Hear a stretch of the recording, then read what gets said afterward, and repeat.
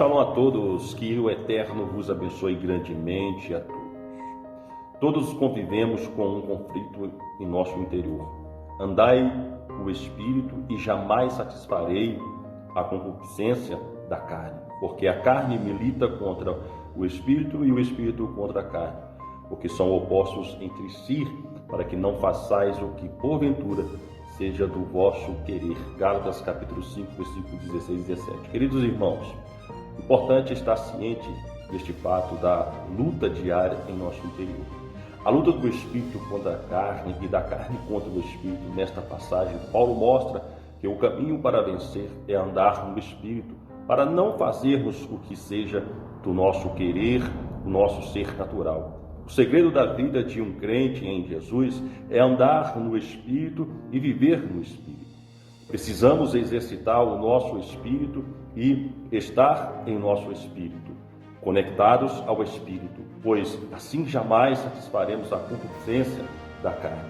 Muitos testificam que é nessa luta interior que as tentações vieram, que aflorou a concupiscência da carne e acabaram sendo subjugados. Por que isso aconteceu? Porque tentaram vencer as tentações com sua própria força. E quanto mais nos esforçamos em nós mesmos, quanto mais tentamos vencer as tentações com os nossos próprios esforços mentais, mais experimentarmos a derrota. Romanos 7 mostra isso de maneira muito clara, porque nem mesmo compreendendo o meu próprio modo de agir, pois não faço o que prefiro, e sim o que detesto. Versículo 15. Eu não quero fazer isso, mas acabo fazendo. Os versículos 18 e 19 prosseguem. Porque eu sei que em mim, isto, na minha carne, não habita bem nenhum, pois o querer o bem está em mim, não, porém, o efetuar. Porque não faço o bem que prefiro, mas o mal que não quero, esse eu faço. Isso mostra que até mesmo o apóstolo Paulo vivenciou essa luta. E como ele disse, esforcei-me para vencer a tentação, o pecado, a minha carne, mas todas as vezes fui derrotado. Esse tipo de experiência de conflito levou a fazer o seguinte exclamação: desventurado o homem que eu sou, quem me livrará do corpo desta morte? Mas ele não parou nisso.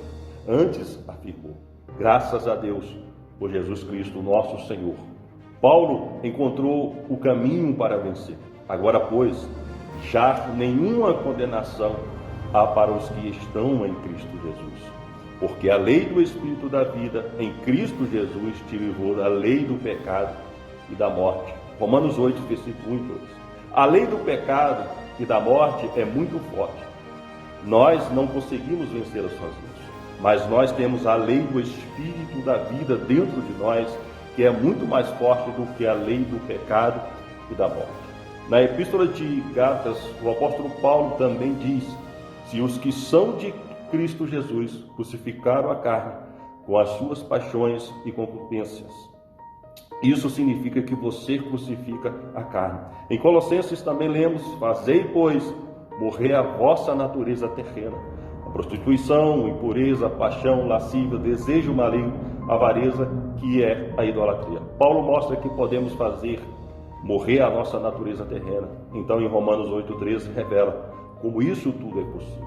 Porque se viverdes segundo a carne, caminhais para a morte, mas se pelo Espírito mortificais o efeito do corpo, certamente vivereis. Por esses versículos, vemos que quando chegar a tentação, quando percebemos a força da natureza terrena, da concupiscência, das paixões, o segredo não é tentar lutar sozinho. O segredo é voltarmos ao Espírito. Devemos exercitar o Espírito. Podemos cantar louvores, invocar o nome do Eterno, ler a palavra, buscar comunhão com os irmãos.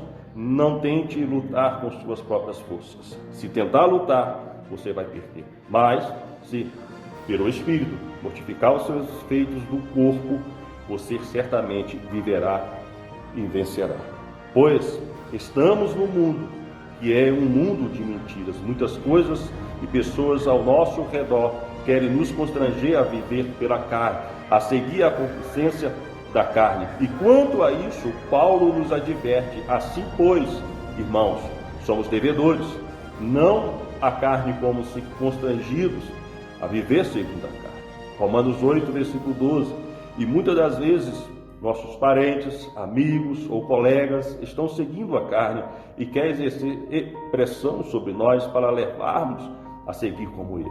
Isto é, a viver segundo a concupiscência da carne. Devemos lembrar que não somos devedores da carne. Por isso, não sejamos constrangidos pelas pressões da sociedade. Que o Eterno vos abençoe grandemente.